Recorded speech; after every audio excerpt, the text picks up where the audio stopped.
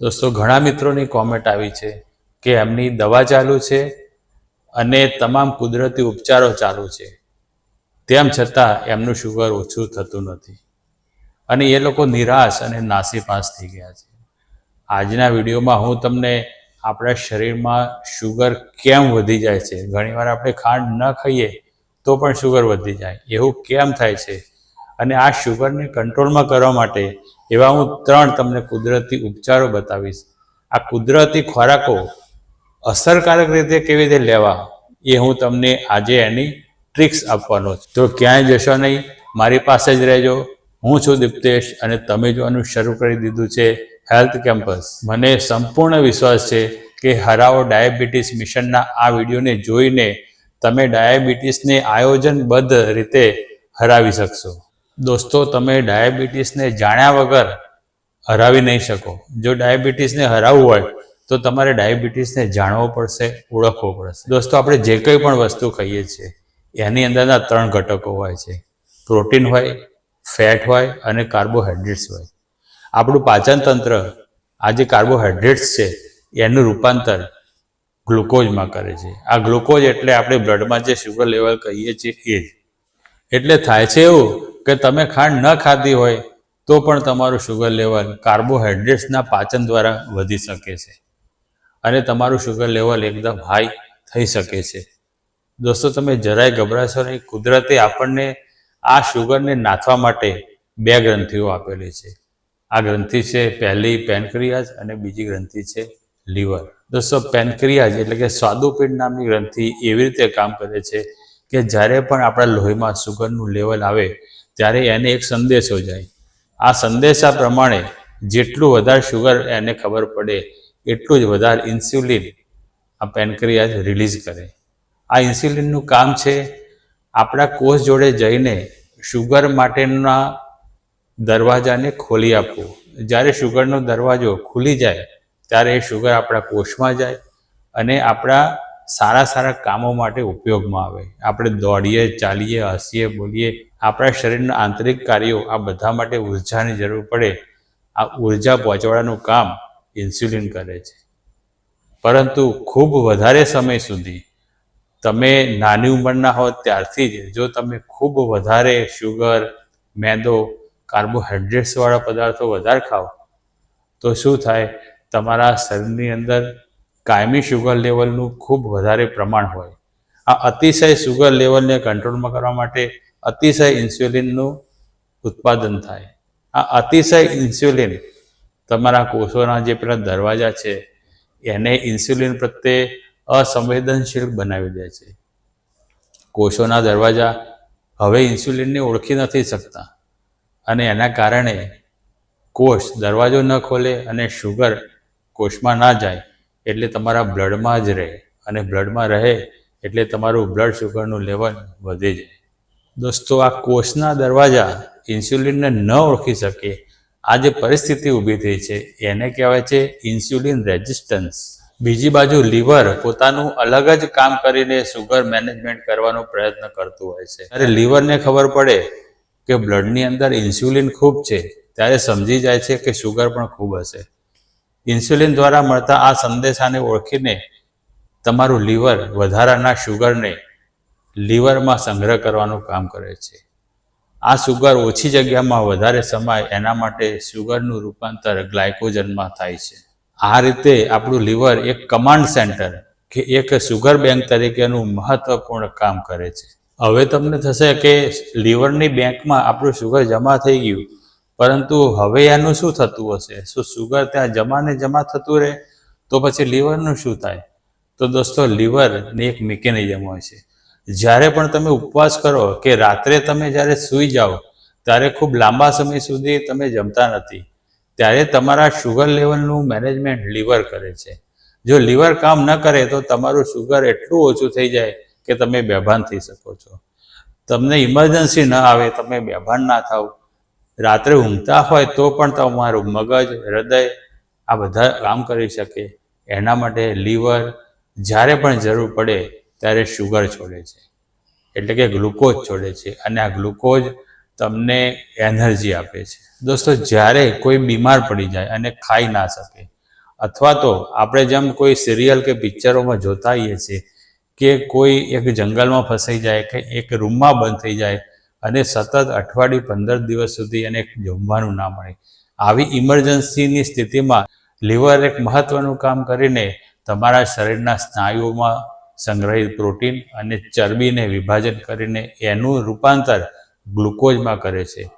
તમારા મગજને બચાવે છે, હૃદયને બચાવે છે અને તમને છેવટે જીવતા રાખવાનો છેક સુધી પ્રયત્ન લીવર કરે છે. દોસ્તો, એટલે હવે આપણે સમજ્યા કે પેનક્રિયાઝ અને લીવર બંનેમાંથી કોઈ પણ એક પણ બગડે તો આપણું શુગર મેનેજમેન્ટ ખોરવાઈ જાય છે અને તમારા બ્લડ શુગરમાં તમે બધું કરો તો પણ ઘટાડો થતો નથી હોતો. તો ચાલો આપણે એવા 3 કુદરતી ખોરાકો જોઈએ જે તમારા લીવરને ડિટોક્સ કરશે અને પેનક્રિયાઝની અંદર આવેલા બીટા કોષો જે ઇન્સ્યુલિનનું પ્રોડક્શન કરે છે, આ બીટા કોષોને પણ મજબૂત કરશે.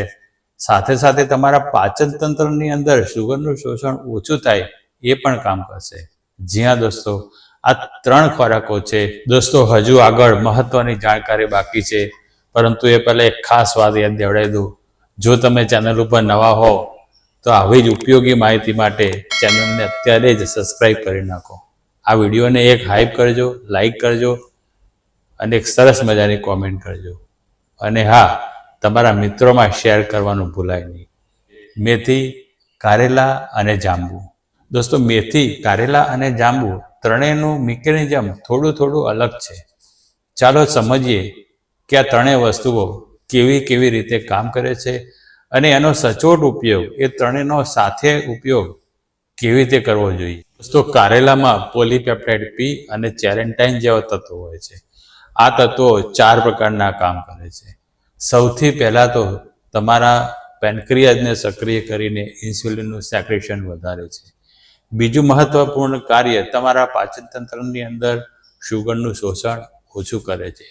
ત્રીજું મહત્વનું કાર્ય કરે છે, તમારા લીવરને ડિટોક્સ કરે છે. તમારું લીવર ખરાબ થતું હોય તો એને સારું કરે છે. અને ચોથું પણ જરાય મહત્વ ઓછું ના હોય એવું કાર્ય કરે છે, તમારા લોહીને શુદ્ધ કરે છે અને તમારા શરીરની ઓવરઓલ હેલ્થ ખૂબ જ સરસ કરે છે. તમારા શરીરમાં ઇન્ફ્લેમેશન નથી થવા દેતું. આ ઇન્ફ્લેમેશન જ આપણા મગજ, હૃદય, પેનક્રિયાઝ, લીવર આ બધા માટે દુશ્મન હોય છે. દોસ્તો, મેથીની અંદર ઘણા બધા પ્રમાણમાં સોલ્યુબલ ફાઇબર હોય છે. આ સોલ્યુબલ ફાઇબર તમારા આંતરડાની અંદર એક દિવાલ બનાવે છે અને આ દિવાલના કારણે તમારા આંતરડાની અંદર શુગરનું શોષણ એકદમ ધીમું થઈ જાય છે. અને જ્યારે શોષણ ધીમું થાય ત્યારે તમારા બ્લડમાં શુગર ધીમે જશે અને તમારા બ્લડ શુગરને કંટ્રોલમાં રાખશે. એક બીજું મહત્વનું કામ મેથી કરે છે, તમારા કોલેસ્ટ્રોલ લેવલને કંટ્રોલ કરે છે. તમારું સારું કોલેસ્ટ્રોલ HDL વધારે છે અને ખરાબ કોલેસ્ટ્રોલ LDLને ઓછું કરવાનું કામ કરે છે. આ કામ એવી રીતે થાય છે કે આ જે ફાઇબર છે એ LDLની આજુબાજુ છવાઈ જાય છે અને એને પાચન તંત્રની અંદર શોષણ જ નથી થવા દેતો અને સીધું બહાર કાઢી આપે છે. ત્રીજું મહત્વપૂર્ણ કામ કરે છે, તમારા કોષની ઇન્સ્યુલિન સેન્સિટિવિટી વધારે છે. આપણે આગળ જોયું છે કે તમારું ઇન્સ્યુલિન રેઝિસ્ટન્સ, ઇન્સ્યુલિન વધારે હોય એટલે વધી જતું હોય છે. તો આની બિલકુલ રિવર્સ પ્રક્રિયા છે કે તમારો કોષ, એનો જે દરવાજો છે એ ઇન્સ્યુલિન પ્રત્યે ફરીથી સેન્સિટિવ થાય, ઇન્સ્યુલિનને કામ કરવા દે અને આપણો શુગરનો અણુ અંદર જઈને શરીર માટે ઉપયોગી કામ કરી શકે અને બ્લડમાંથી ઓછો થઈ જાય. ચોથું પણ જરાય મહત્વ ઓછું ના હોય એવું કામ કરે છે મેથી, કે તમારા ખાધા પછીની તૃપ્તિનો વધારો કરે છે. આ તૃપ્તિ એટલે કે તમને ધરાઈ જવાની જે ભાવના થાય છે, એનાથી તમે વધારે પડતું ક્રેવિંગ નથી થતું. જ્યારે જમ્યા પછી લાંબો સમય થાય ત્યારે જે તમને એકદમ ભૂખ લાગી જતી હોય, ક્રેવિંગ થઈ જતું હોય, એ અટકાવે છે. અને જે તમારી પેલી ફરિયાદ હતી કે હું બધા જ પ્રયત્ન કરું છું, દવા પણ ચાલુ છે, તો પણ શુગર કંટ્રોલ નથી થઈ શકતું, એના માટે આ વસ્તુ ખૂબ જ જરૂરી છે.